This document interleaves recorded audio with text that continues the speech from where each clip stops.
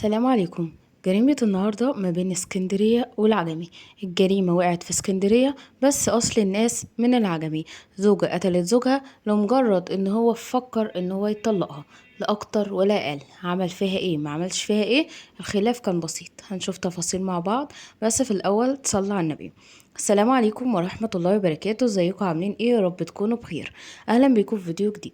طبعا لو اول مرة تشوف فيديو ليا فضلا منك تدعمنا باللايك وبالاشتراك وبتفعيل الجرس وباختيار كلمة كل، واهم من كل ده بالصلاة على الحبيب المصطفى. النهارده معانا جريمة زي ما قلت لكم في اول الفيديو ان هي تقع بين اسكندرية والعجمي. اللي حصل ان في واحد من العجمي اسمه محمد قرر ان هو يتجوز، خطب واحدة من اسكندرية. اثناء الخطوبة كل اللي كان بيحصل ان هما ساعات يسيبوا بعض بسبب تصرفاتها، هو اللي كان يسيبها بسبب تصرفاتها ما كانتش كويسة، ما بتسمعش الكلام، دايما متعصبة متسلطة على نفسها. يعني كان بالعربي كده يتقال لها يمين يمين تقول له شمال، اللي يتقال يمين يتقال شمال، يقول شمال تقول يمين. يعني ما كانتش بتعمل اي كلام يتقال لها، ما كانتش بتحب حد يمشي كلمة عليها، عايزة هي تعمل الحاجة بمزاجها. فكانت الخطوبة مش مستقرة تماما. فقرر محمد ان هو يفسخ الخطوبة اكتر من مرة. فكل مرة الخطوبة كانت بتتفسخ فيها كانت بتاخد مامتها وتروح له العجمي، مع العلم ان هي من اسكندرية. فكانت تاخد مامتها وتروح له الورشة وتقعد تعيط له: انا بحبك ما تسيبنيش، انا اسفة هتغير، والكلام من ده كله. طبعا اسمع القصة للآخر وبعد كده ليكم الحكم. لما كان بيرفض ان هو يرجع لها كان بتاخد مامتها وكانت بتروح لأهله البيت وتقعد تعيط لهم، ومامتها تقعد تتذلل لهم: معلش بنتي بتحبه، معلش بنتي هتموت نفسها عشانه، بنتي مش قادرة تستغنى عنه، بنتي وبنتي، وهكذا من التفاصيل.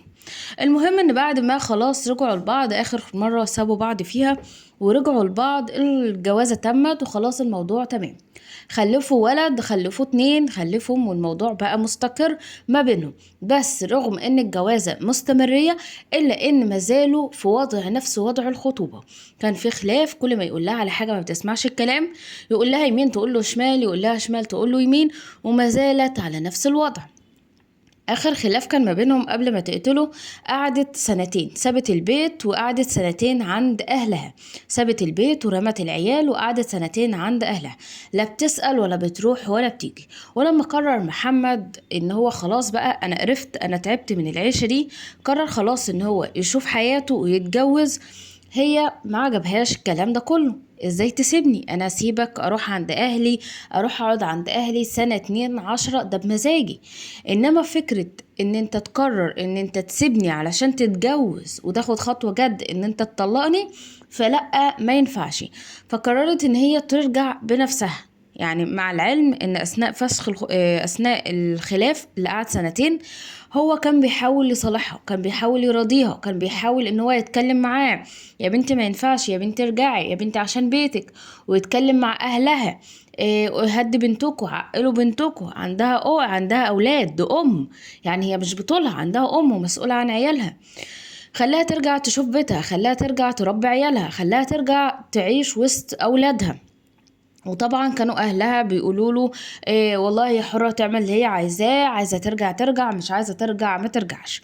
فكانوا سايبينها براحتها خالص. فلما عرفت ان محمد قرر ياخد خطوة ايجابية، قررت ان هي ترجع بمسكها. وفعلا رجعت وقعدت تستحلفه: بالله عليك ما تطلقنيش، انا خلاص بحبك، انا مش قادرة استغنى عنك، معلش كانت ساعة شيطان وان انا غلطانة ومش هعمل كده تاني. وتستحلف في شوية وتستحلف في اهله شوية، وتزق اخوه شوية وتزق اخواته البنات الاتنين شوية. المهم من بعد كده الموضوع خلاص، هو قال مفيش مشكلة، اتعود بقى يوم الخطوبة على نفس النغمة دي. فقرر ان هو يرجع لها، وبالفعل رجع فعلا.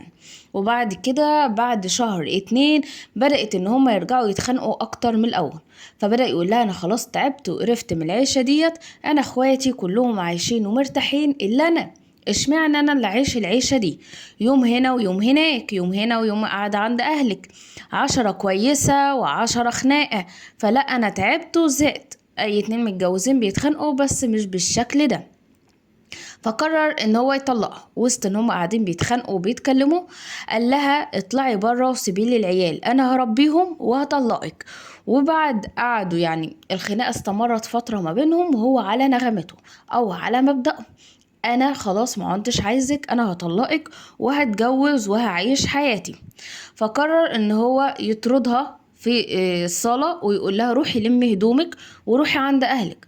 وقعد في اوضه الاطفال واخد عياله الاتنين في اوضه الاطفال وقفل على نفسه بالمفتاح. هي كل اللي في دماغها ان هي عايزه عيالي، ماشي طلقني بس اديني عيالي. طب ما انتي كنت رايماهم سنتين قبل كده برضه بمزاجي. يعني هي تسيب عيالها وقت ما تحب وتاخدهم وقت ما تحب، تسيب بيتها وقت ما تحب وترجع لبيتها برضو وقت ما تحب، انما محدش يمشي عليها كلمة. المشكلة بقى ان اهلها بيقولوا هي حرة، دي شخصيتها.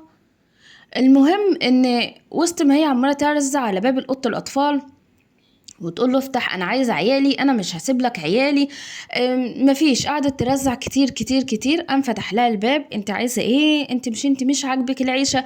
خلاص يلا امشي، البيت قدامك اهوت، روحي لمي هدومك وامشي، انا مش عايزك، انا هطلقك وهاخد عيالي وهتجوز وهجيب واحده تربيهم وهتبقى احسن منك. فلا انا عايزه عيالي، اديني عيالي، انا هموتك، انا مش هسيبك. فهو افتكره تهديد عادي، يعني اول مره تنطق بالموت، اول مره تهدد. فالكلام ما ادهوش اي خوانه وما فكرش اللحظه ان هو يكون بيتكلم جد. فكلمه منه على كلمه منها راحت المطبخ وجابت السكينه، وبعد كده طعنته اكتر من طعنه جنب دولاب الاطفال وسابته ينزف في دمه ساعتين. وبعد كده طلبت اهله. هي عايشين اتجوزوا وعاشوا في اسكندرية، انما اهله عايشين في العجمي. فالمسافة من اسكندرية للعجمي ساعة ونص. هي سابته نص ساعة بينزف على ما اتصلت بباباها وقالت له على اللي هي عملته. وباباها جه وشاف اللي حصل وما كانوش عارفين يتصرفوا ازاي. فكان الحل ان هو اتصل باهله في العجمي، اهل محمد، قال لهم تعالوا شوفوا ابنكم. وهي اتصلت باخو محمد وقالت له تعالى انا قتلت اخوك. فاخوه ما صدقش، اللي هو ايه قتلت اخوك ديت، وما كانش مصدق حاجه زي دي. فبدأ ان هو يجري في الشارع حافي بدون شبشب، اللي هو مش مصدق الخبر، يجري عند مامته، يا ماما الحقي في ايه؟ اتصلت بيا قالت لي ان هي قتلت محمد. بقوا مش مصدقين الخبر ومش عارفين ده حقيقة ولا لا. وعلى ما وصلوا الاسكندرية كان فات نص ساعة، بالإضافة إن هي كانت واقفة نص ساعة بتتفرج عليه وهو بيموت، يعني قعد ساعتين بينزف، قعد ساعتين دمه بيتصفى. طب ما باباكي موجود، ما نقلهوش المستشفى ليه؟ طب مش اول ما قتلتيه او اول ما ضربتيه بالسكينه حتى لو كانت ساعه غضب اتصلي باهله وديه المستشفى؟ هو الواحد بيعمل كده، يعني مثلا انت لما عملت حاجه بتصرف غير ارادي انت بتتصل بحد يجي يلحقك. والمفروض ان باباها جه، انت جيت، اهلا بيك نورت البيت، خده وديه المستشفى، اتصل بالاسعاف، اعمل اي حاجه. الا ان هو واقف يتفرج عليه هو وبنته، تهيالي كانوا بيشربوا لهم شاي في الخمسينة عشان يشوفوا هيقرروا يعملوا ايه فيه. يعني ما جاش اوبشن في دماغهم ان هما ممكن يلحقوا حياته، لا، احنا هنقف نتكلم بقى، بصي انا هتصل باهله وانت اتصلي باخوه، بيقسموا الموضوع. المهم ان اهله جم، اخوه اول ما دخل فضل يضرب فيها بالاقلام ويجرها من شعرها، انت عملت ايه في اخويا؟ انت ازاي تعملي فيه كده؟ قالت له ادخل اوضه الاطفال، اخوك مصفى دمه جوه، بس بكل برود، ولا كانت خايفه ولا كانت مرعوبه ولا اي حاجه، هي خلاص قتلته بقى. المهم خده وطلع على المستشفى وكان خلاص مات. الفكره هنا ان هو اتقتل قدام ولاده، يعني قعدت تضربه اكتر من طعنه قدام ولاده كانوا واقفين وهم اللي بيحكوا اللي حصل.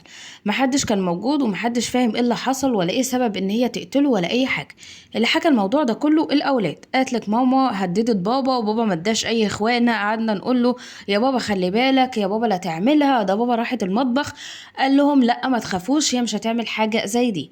فجأة لقاه بيلف ظهره، كان بيكلم العيال وبيلف ظهره لباب الأوضة، أخد السكينة في قلبه. دي كان أول طعنة ياخدها. طبعا الأجهزة الأمنية والمعنية تلقت البلاغ من أخو محمد، وعلى طول محمد طبعا اتنقل للمستشفى، أخونا قاله المستشفى، وطبعا كان متوفي لأن النبض كان خفيف جدا، وعلى ما وصلوا ما قدروش إن هم يلحقوه.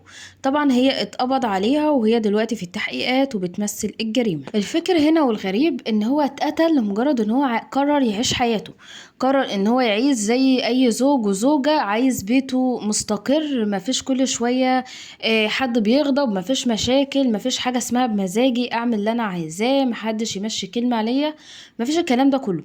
بس ارجع واقول لكم ان هو غلطان. الخطوبة دي معمولة ليه؟ الخطوبة دي معمولة عشان تدرسوا اخلاق بعض، تدرسوا طبع بعض، ان انت تشوف ان انت هتقدر تكمل معاها في الجواز ولا لا، مش عشان كل مرة هي تعيط لك فانت تقرر ان انت ترجعها.